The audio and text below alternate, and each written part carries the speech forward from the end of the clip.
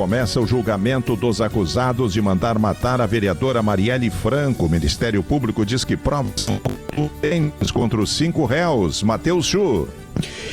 O julgamento ocorre na primeira turma do Supremo Tribunal Federal. Há pouco terminou a sustentação do Ministério Público, neste caso feito pelo vice-procurador-geral da República, Indembrando Chateaubriand. Ele utilizou o tempo máximo de 1 hora para fazer a sustentação, disse que as provas são muito robustas e mostram a participação dos irmãos Brazão no planejamento e também encomendando este crime. Domingos Brazão, conselheiro do Tribunal de Contas do Rio de Janeiro, e o ex-deputado Francisco Brazão, conhecido como Chiquinho Brazão, são responsáveis, segundo o Ministério Público, não só por encomendar o assassinato de Marielle, como por comandarem na região de Rio das Pedras e Jacarepaguá, no Rio de Janeiro, um esquema ilícito junto a milicianos de venda de imóveis, venda de terrenos irregulares.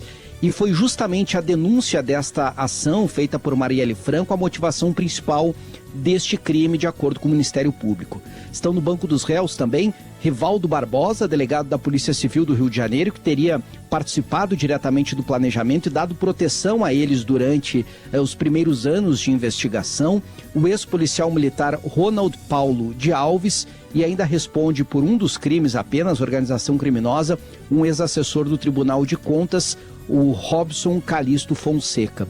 O que o Supremo está julgando, Macedo, é somente a investigação que trata de quem mandou matar Marielle. Os executores, há 2 anos, já foram condenados, já cumprem pena lá no Rio de Janeiro. Agora, em razão de envolver autoridades com foro privilegiado, esta segunda etapa da investigação sobre os mandantes tem o julgamento na primeira turma. Concluída agora a fase do Ministério Público, os assistentes de acusação farão as sustentações orais, depois os advogados de defesa, e a partir de amanhã o Supremo Tribunal Federal deve começar a fase para que os ministros tragam os seus votos. Além do relator, ministro Alexandre de Moraes, os outros 3 integrantes da primeira turma vão votar neste processo, Macedo.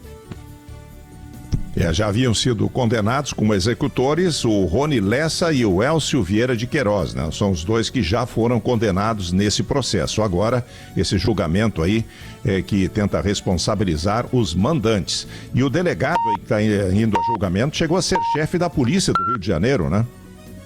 Exato, Rivaldo Barbosa.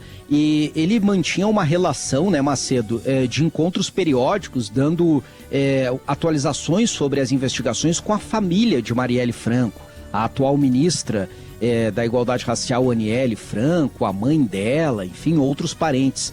E isso, no momento em que houve a revelação de que ele estava diretamente envolvido, trouxe muito espanto e indignação, é claro, para os familiares da vereadora Marielle Franco. Ele, além de facilitar todo o planejamento do crime, por muito tempo ele ajudou a barrar as investigações, segundo, né, a própria polícia e agora o Ministério Público, para que os verdadeiros mandantes não fossem encontrados.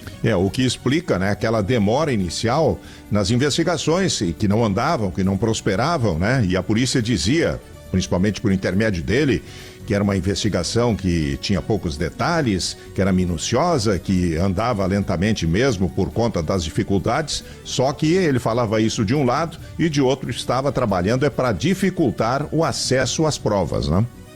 Exato, e aí a investigação só avançou mesmo quando a Polícia Federal assumiu a dianteira, né, Macedo? Tendo em vista que a Polícia Civil lá no Rio tinha o chefe da polícia, Rivaldo Barbosa, e os investigadores que estavam à frente completamente envolvidos, né, na tentativa de mascarar os verdadeiros mandantes. O que, durante 1 hora de sustentação agora, o vice-procurador-geral da República expôs é chocante. A participação dos irmãos Brazão, um conselheiro do Tribunal de Contas, outro deputado federal, diretamente com as milícias, comprando votos na região de Rio das Pedras, Jacarepaguá, dominando completamente os territórios. Aquela ideia, Macedo, de que o crime está entrando na política, na verdade já entrou há muito tempo, né? E este caso, além do assassinato gravíssimo de uma vereadora, expõe, né, as raízes desta política podre do Rio de Janeiro, que existe em outras regiões do Brasil, mas que fica muito evidente, né, no Rio de Janeiro em especial.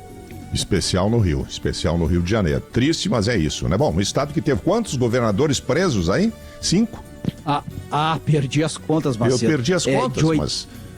Desde a redemocratização para cá, é difícil a gente ver o que não foi preso, né? Aliás, o atual governador Cláudio Castro está respondendo a um processo de cassação agora por ter utilizado recursos da privatização de uma companhia estadual para a campanha. Inclusive, tem grandes chances de ser cassado.